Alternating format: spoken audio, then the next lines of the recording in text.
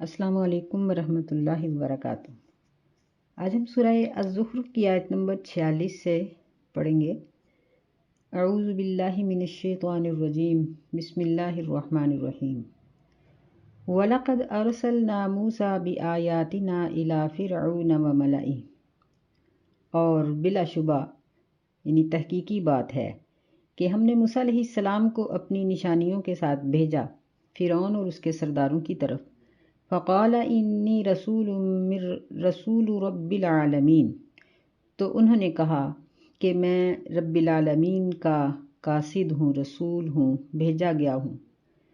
فلما جاءہم بآیاتنا اذا ہم منہا یضحکون،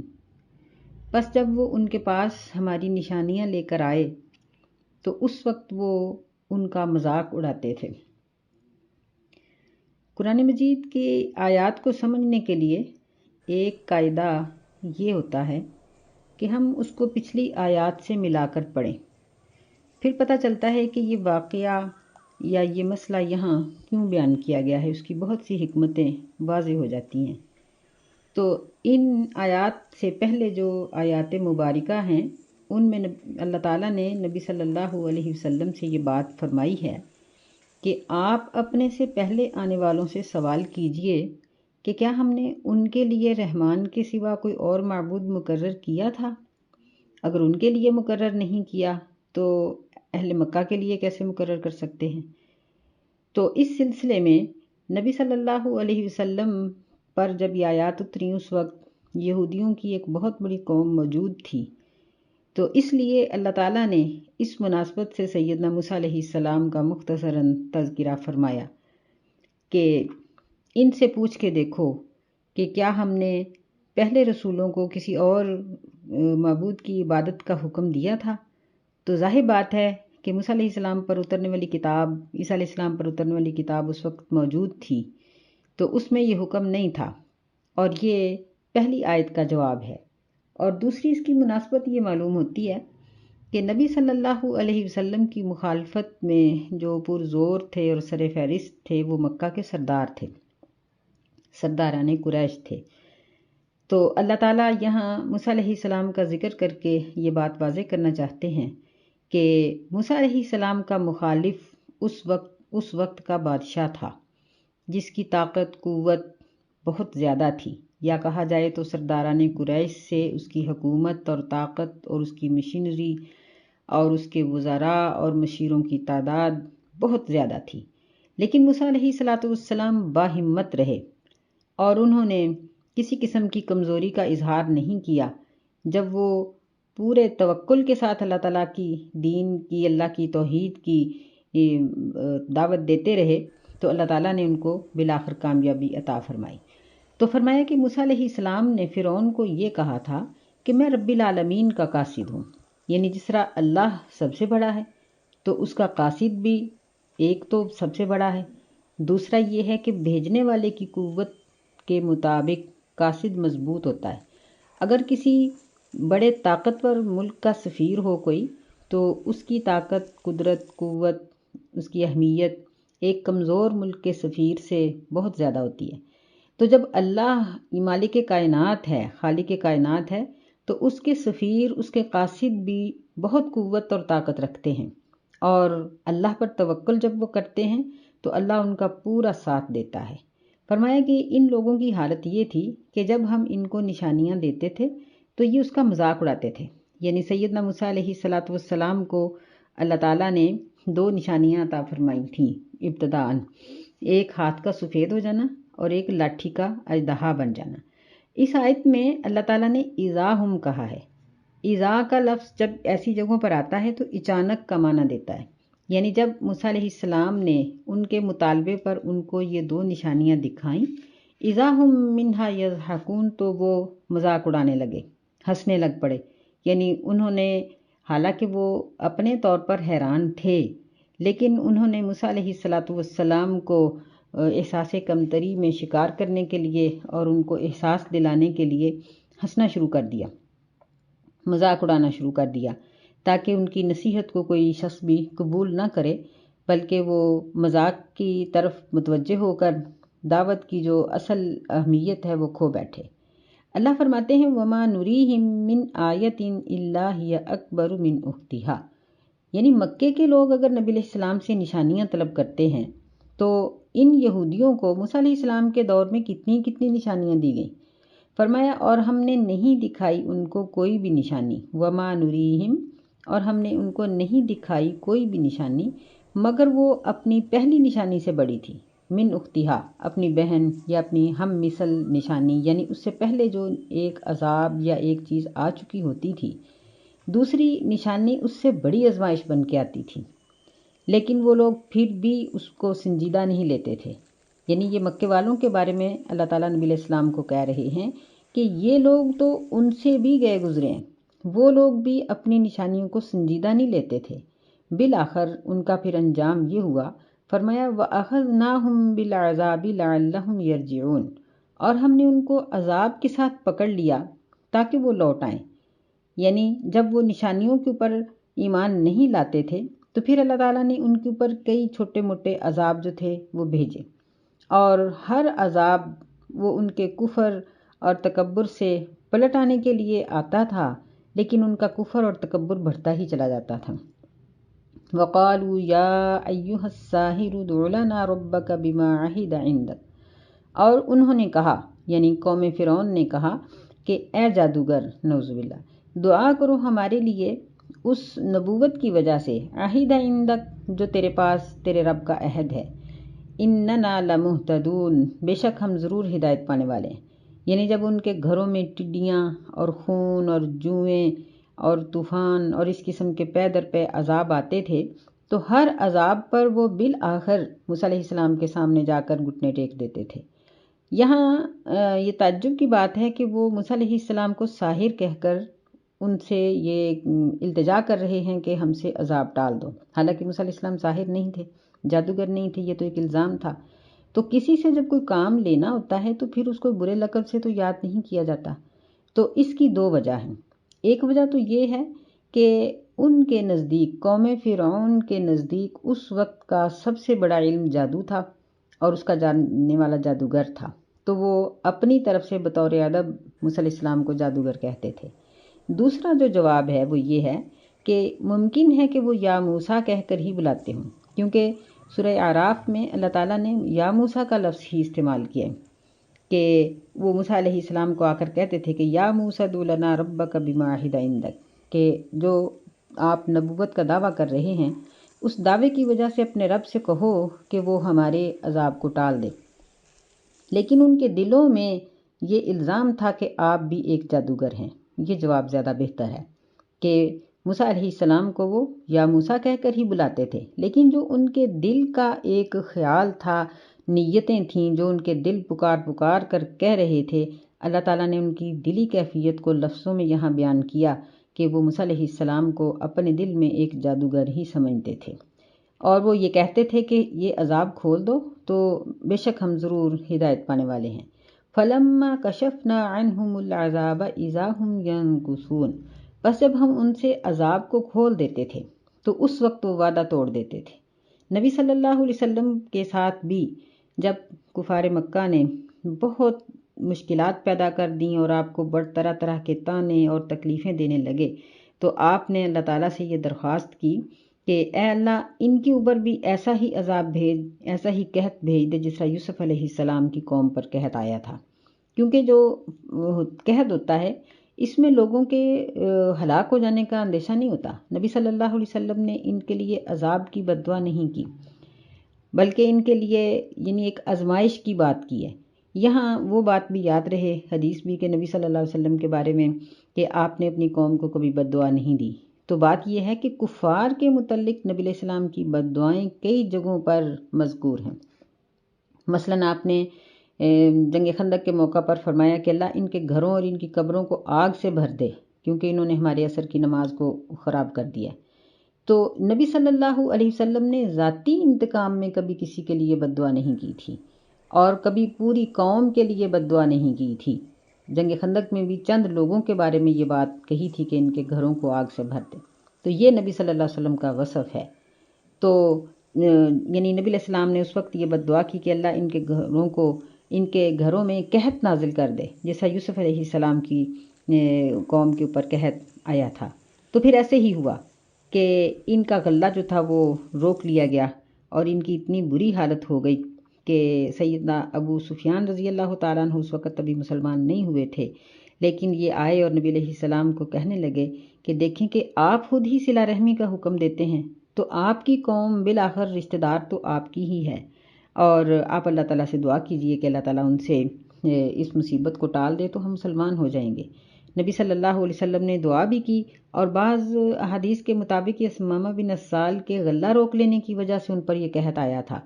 تو آپ نے ان کو بھی کہا کہ آپ غلہ روانہ کر دیں، لیکن بعد میں یہ لوگ پھر مکر گئے اور مسلمان اس وقت نہ ہوئے بلکہ فتح مکہ کے موقع پر مسلمان ہو گئے۔ تو اللہ تعالیٰ یہاں فرعون کی برائی کو ذکر کرتے ہوئے فرماتے ہیں وَنَادَى فِرْعَوْنُ فِي قَوْمِهِ قَالَ يَا قَوْمِ أَلَيْسَ لِي مُلْكُ مصر، اور فرعون نے اعلان کیا نادا اپنی قوم میں کہ اے میری قوم، الیس لی ملک مصر، کیا میرے پاس مصر کی بادشاہی نہیں ہے؟ وہذہ الانہار تجری من تحتی، اور یہ نہریں یہ میرے ماتحت ہیں، یعنی میرے نیچے سے بہتی ہیں۔ اس کا ایک مطلب تو یہ ہے کہ فرعون کا محل ایک دریا کے اوپر بنا ہوا تھا، اور دوسرا اس کا مطلب یہ ہے کہ ان لوگوں نے دریائے نیل سے جو نہروں کا سلسلہ جاری کر رکھا تھا، تو وہ ظاہر ہے کہ حکومت کے ہی تحت یہ سارے کام ہوتے ہیں، اور پورے ملک میں پانی کی سپلائی کا نظام حکومت کے پاس ہی تھا، اس لیے اس نے کہا کہ وَهَذِهِ الْأَنْهَارُ تَجْرِي مِن تَحْتِي، کہ یہ سب نہریں یہ تو میرے ماتحت ہیں۔ افلا تبصرون، کیا پس تم دیکھتے نہیں ہو؟ یعنی اس میں ایک دھمکی بھی تھی کہ بادشاہت بھی میرے پاس ہے اور میں تمہارا پانی بھی بند کر سکتا ہوں، تو تم کیوں فرق محسوس نہیں کرتے ہو کہ ہم میں سے امیر کون ہے اور غریب کون ہے؟ پھر کہنے لگا ام انا خیر من ھذا الذی ھو مہین، کیا میں بہتر ہوں اس شخص سے، کیا میں یعنی بہتر نہیں ہوں اس شخص سے، ہوا مہین جو نعوذ باللہ ذلیل ہے، ولا یکاد یبین، اور وہ نہیں قریب کہ وہ بیان کر سکے۔ چونکہ یہ مادہ پرست لوگ صرف اپنی دولت کے بل بوتے پر ہی جیتے ہیں، اور ان کو ہر چیز دولت کے ہی پس منظر میں نظر آ رہی ہوتی ہے کہ دولت ہے تو سب کچھ ہے۔ اس لیے اس نے ایک تو اپنی بادشاہت پر فخر کیا، دوسرا اپنی نہروں کی دھمکی دی، اور تیسرا اس نے یہ کہا کہ یہ شخص تو نہ اس کے پاس کوئی عہدہ ہے، نہ مال ہے، نہ دولت ہے، اس کی قوم میری غلام ہے، تو یہ عزت والا کیسے ہو سکتا ہے؟ ولا یکاد یبین، اور وہ نہیں قریب کہ بیان کر سکے۔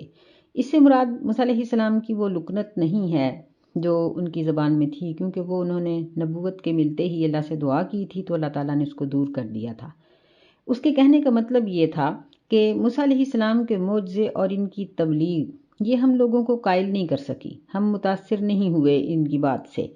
تو گویا یہ اپنی بات کو واضح نہیں کر سکے، بیان ہی نہیں کر سکے کہ ان کو غلبہ حاصل نہیں ہوا۔ اور اس نے چوتھی بات یہ کی کہ فلولا القی علیہ اسفرۃ من ذہب،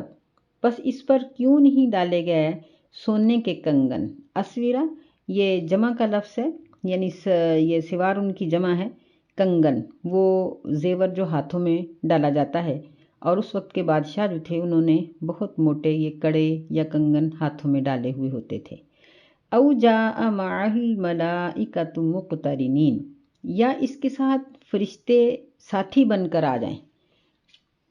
یہ 6 چیزیں اس نے اپنی قوم کے سامنے اپنی برتری اور موسیٰ علیہ السلام کی کمتری کی پیش کی کہ میرے پاس بادشاہت ہے، یہ نہروں کا نظام میرے پاس ہے، میں اس سے بہتر ہوں، اور یہ ایک میری غلام قوم کا بندہ ہے، اور یہ اپنی بات سے ہمیں قائل بھی نہیں کر سکا، اس کے پاس سونے کے کنگن بھی نہیں ہیں، اور اس کے ساتھ فرشتے بھی نہیں آئے، تو پھر ہم اس کی بات کو کیسے مان سکتے ہیں؟ یعنی اس نے ان 6 باتوں میں ہر قسم کے لوگوں کو ورگلانے کی کوشش کی، جو بادشاہت سے مرعوب تھے، یا جو کھیتی باڑی کرنے والے تھے، یا جو دولت پسند تھے، یا جو علمی قسم کے لوگ تھے، ان کو بھی اس نے گمراہ کرنے کی کوشش کی کہ اگر یہ صاحب علم ہے اور اللہ کی طرف سے بھیجا ہوا رسول ہے تو پھر اس کے ساتھ فرشتے کیوں نہیں آئے؟ اللہ فرماتے ہیں فَاسْتَخَفَّ قَوْمَهُ فَأَطَاعُوهُ، بس اس نے اپنی قوم کو ہلکا بنا دیا، یعنی ان کا وزن ختم کر دیا، بے وزن کر دیا، اور فَأَطَاعُوهُ بس انہوں نے اس کی اطاعت کی. یعنی جب بندہ بے وزن ہو جاتا ہے تو پھر جو بھاری ہے اس سے ڈرے گا، اس کے رعب و دبدبے میں آ جائے گا. تو یہ فرعون کی قوم جو تھی، ان کے دلوں میں فرعون کا رعب و دبدبہ بیٹھ گیا، اور انہوں نے اس کے دبدبے کو قبول کرتے ہوئے اس کی اطاعت کا اعلان کر دیا، اور مسلمان ہونے سے وہ بچ گئے. یعنی انہوں نے اپنے آپ کو اس دین کی دولت سے بچانے کی کوشش کر لی. انہم کانوا قوما فاسقین، بے شک وہ ایک فاسق قوم تھی، یعنی نافرمان قسم کی قوم تھی. تو جب انہوں نے حقیقت کو سمجھنے کی کوشش نہ کی بلکہ ظاہر پر وہ ایمان لائے اور فرعون کے اطاعت گزار ہی رہے اور مسلمان نہ ہوئے، تو اللہ رب العزت نے ان سے بدلہ لینے کا پروگرام بنایا. فرمایا فَلَمَّا آسَفُونَا انتَقَمْنَا مِنْهُمْ فَأَغْرَقْنَاهُمْ أَجْمَعِينَ، پس جب انہوں نے ہمیں غصہ دلایا تو ہم نے ان سے بدلہ لیا، پس ہم نے ان کو غرق کر دیا سب کو. فَجَعَلْنَاهُمْ سَلَفًا وَمَثَلًا لِلْآخِرِينَ، اور ہم نے ان کو بنا دیا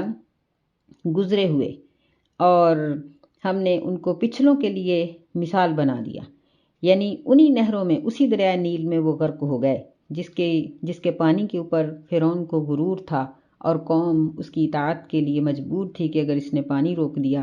تو ہم کیا کریں گے. تو اللہ تعالیٰ جب انتقام لینے پہ آتے ہیں تو پھر انسان اپنے ہی ہاتھوں اپنا گڑھا کھودتا ہے اور اسی میں گر کے مر جاتا ہے. یہی چیز یہاں نبی صلی اللہ علیہ وسلم کو تسلی کے لیے بتائی گئی ہے. وَلَمَّا ضُرِبَ ابْنُ مَرْيَمَ مَثَلًا،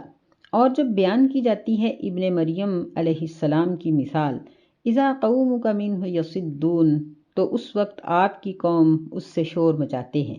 وقالوا اآلہتنا خیر ام ہو، اور وہ کہتے ہیں کہ کیا ہمارے معبود بہتر ہیں یا یہ، یعنی عیسیٰ علیہ السلام یا ہمارے معبود. ما ضربوہ لک الا جدلا، وہ اس بات کو آپ کے لیے نہیں بیان کرتے مگر جھگڑا کرنے کے لیے. بل ہم قوم خصیمون، بلکہ حقیقت یہ ہے کہ وہ ایک جھگڑالو قوم ہے.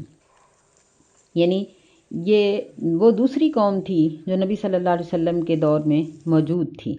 تو نبی صلی اللہ علیہ وسلم جب قریش مکہ کے معبودوں کو باطل قرار دیتے کہ یہ غلط ہیں، ان کی پوجا نہ کرو، تو اس وقت مشرکین جو تھے وہ یہ بات ذکر کرتے تھے کہ اگر ہمارے معبود غلط ہیں تو پھر عیسیٰ علیہ السلام کیسے صحیح ہو سکتے ہیں جو عیسائیوں کے معبود ہیں، نعوذ باللہ من ذالک. وہ اس بات میں فرق محسوس نہیں کرتے تھے کہ ان کے معبود تو وہ ہیں جو انہوں نے خود بنائے ہوئے ہیں، اور عیسیٰ علیہ السلام تو وہ ہستی ہیں جنہوں نے اللہ تعالیٰ کے دین کی تبلیغ کی اور اللہ کی وحدانیت کو بیان کیا، لیکن ان کے بعد ان کی قوم نے ظلماً ان کو خدا کا مقام دے رکھا ہے. عیسیٰ علیہ السلام خود تو کوئی ایسی بات نہیں کہتے تھے. تو یہ واقعہ، یعنی یہ آیت اسی چیز کو بیان کرتی ہے کہ وَلَمَّا ضُرِبَ ابْنُ مریم، یعنی جب نبی صلی اللہ علیہ وسلم سیدنا عیسیٰ علیہ السلام کا تذکرہ انبیاء علیہ السلام میں کرتے تھے کہ وہ اللہ کے ایک نبی تھے، اور سیدہ مریم علیہ السلام کی پاک دامنی کی آیات پڑھتے تھے جس طرح سورہ مریم میں ہیں اور باقی جگہوں پر ہیں، تو اس وقت مشرکین کو اس بات سے بڑی تکلیف ہوتی تھی. کہتے تھے کہ ہمارے معبود کو تو تم باتیں کرتے ہو اور عیسائیوں کے معبود کی تم صفت کرتے ہو. اذا قومک منہ یصدون، یعنی آپ کی قوم اس وقت شور مچا دیتی تھی اس بات سے،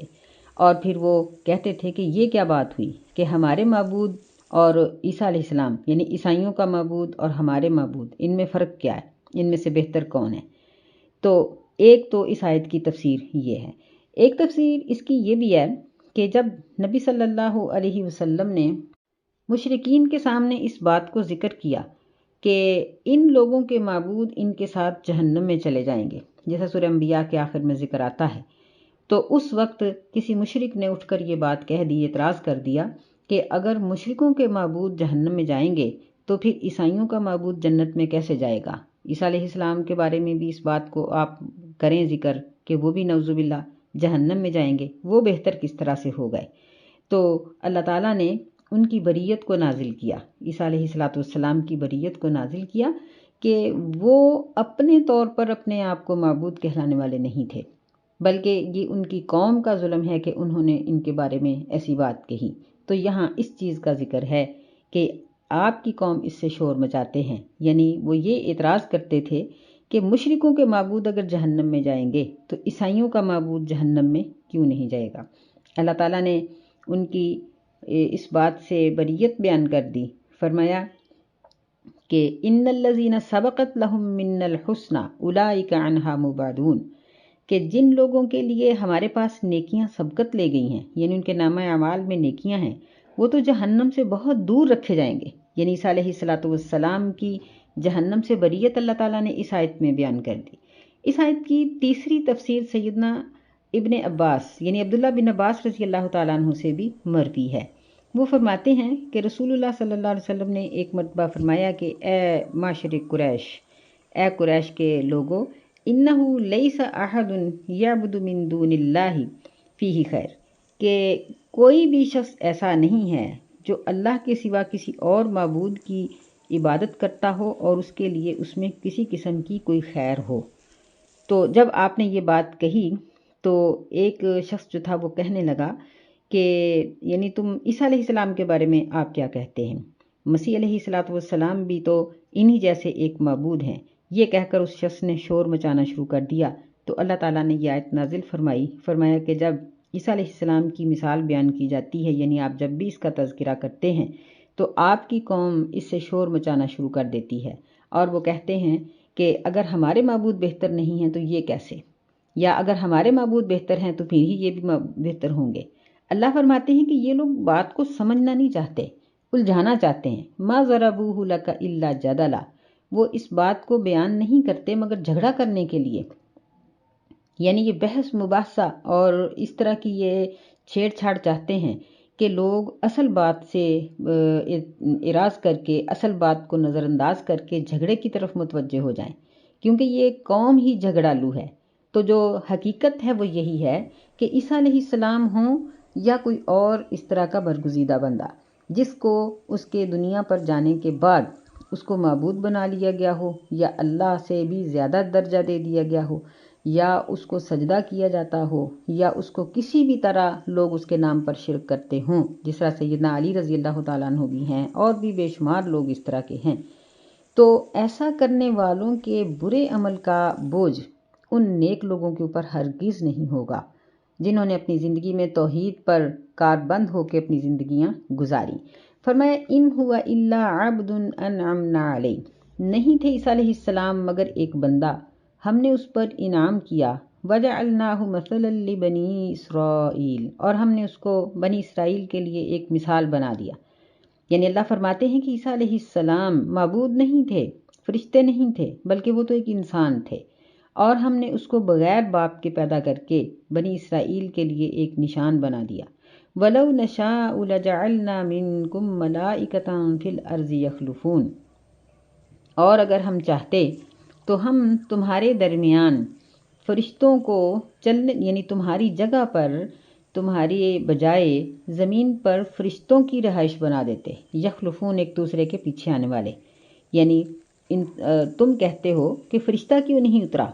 تو فرشتے کا اترنا تو اسی وقت ممکن تھا جب آبادی فرشتوں کی ہوتی، تو جب فرشتوں کی آبادی نہیں ہے تو نبی فرشتہ کس طرح آ سکتا ہے، اور اگر اللہ تعالیٰ ایسا کرنا چاہے تو وہ کر بھی سکتا ہے۔ وَإِنَّهُ لَعِلْمٌ لِلسَّاعَةِ فَلَا تَمْتَرُنَّ بِهَا، اور بے شک وہ یعنی عیسیٰ علیہ السلام کا نازل ہونا یا ان کا نازل تو وہ قیامت سے پہلے ہوں گے، ان کا پیدا ہونا یہ ضرور قیامت کی علامت ہے۔ فَلَا تَمْتَرُنَّ بِهَا، پس تم اس میں شک نہ کرو، وَاتَّبِعُونِ، اور میری پیروی کرو، هَذَا صِرَاطٌ مستقیم، یہ سیدھا راستہ ہے۔ یعنی سیدنا عیسیٰ علیہ السلام کی پیدائش یہ بھی بنی اسرائیل کے لیے ایک نشانی تھی کہ وہ بغیر باپ کے آئے،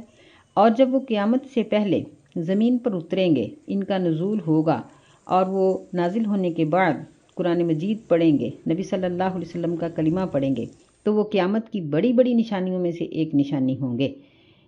سیدنا ابو ہریرہ، سیدنا ابن عباس، ابو العالیہ، ابو مالک، اکرمہ اور بہت سے صحابہ سے متواتر یہ حدیث مروی ہے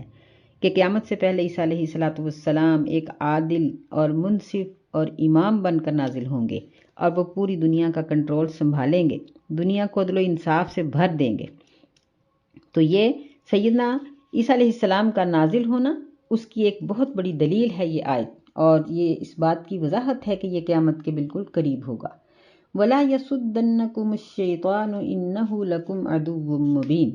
اور تمہیں شیطان اس دین سے روک نہ دے کیونکہ وہ تمہارے لیے ظاہری طور پر دشمن ہے، کھلا دشمن ہے۔ وَلَمَّا جَاءَ عِيسَىٰ بِالْبَيِّنَاتِ، اور جب عیسیٰ علیہ السلام روشن دلائل لے کر آئے تھے، قَالَ قَدْ جِئْتُكُم بِالْحِكْمَةِ وَلِأُبَيِّنَ لَكُم بَعْضَ الَّذِي تَخْتَلِفُونَ فِيهِ،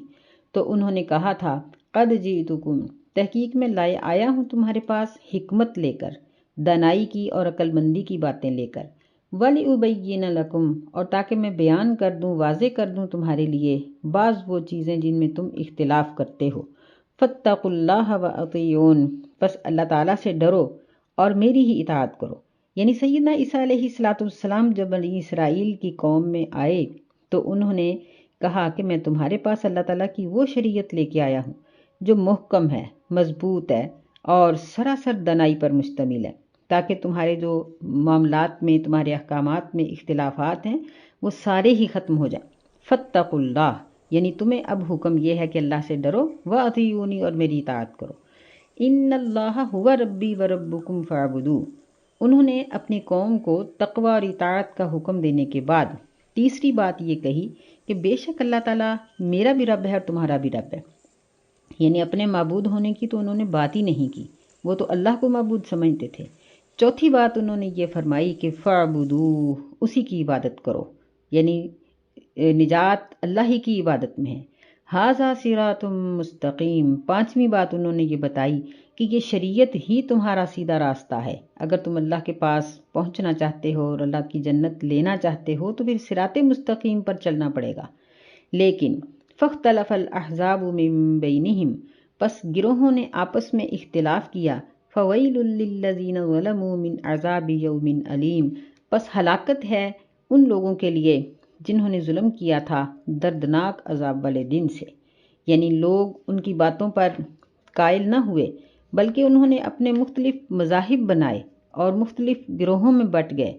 تو ایسے لوگ جنہوں نے اپنی جانوں پر ظلم کیا اور اللہ کی شریعت کو نہیں مانا تو ان کے لیے ہلاکت ہے۔ تو اگر پہلی قوموں کے ظالم لوگوں کے لیے ہلاکت ہے تو اس قوم کے لوگ ظلم کرنے کے بعد، گناہ کرنے کے بعد، اللہ اور اس کے رسول کی نافرمانی کرنے کے بعد کیسے بخشے جا سکتے ہیں؟ لمحہ فکریہ ہے ہمارے لیے۔ فرمایا هل ينظرون الا الساعة، وہ نہیں انتظار کرتے مگر قیامت کا۔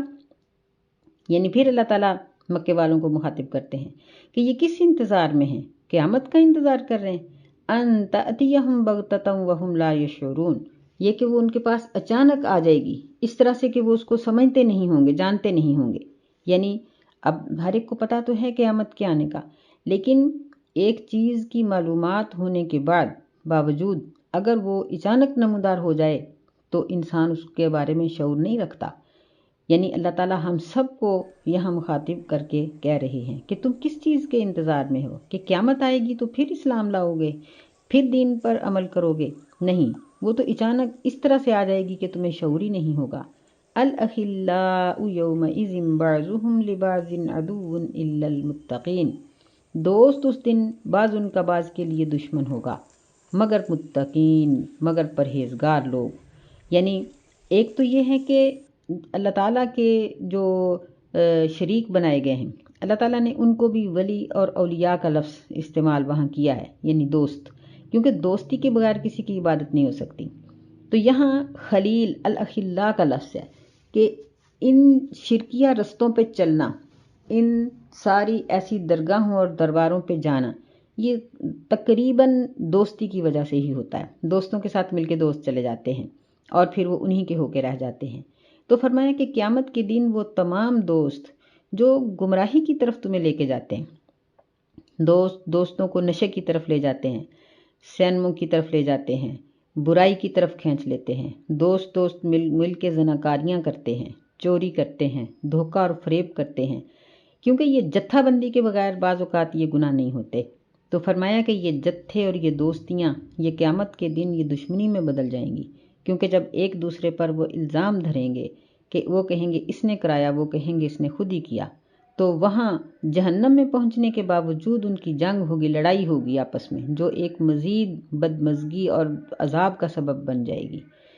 استغفر اللہ۔ لیکن الا المتقین، جو پرہیزگار لوگ ہیں، وہ دنیا میں بھی ایک دوسرے کے ہمدرد اور رہنما ہیں، اور یہ قیامت والے دن بھی ایک دوسرے کے لیے خوشی کا سبب ہوں گے۔ کہ اللہ تعالیٰ نے فرمایا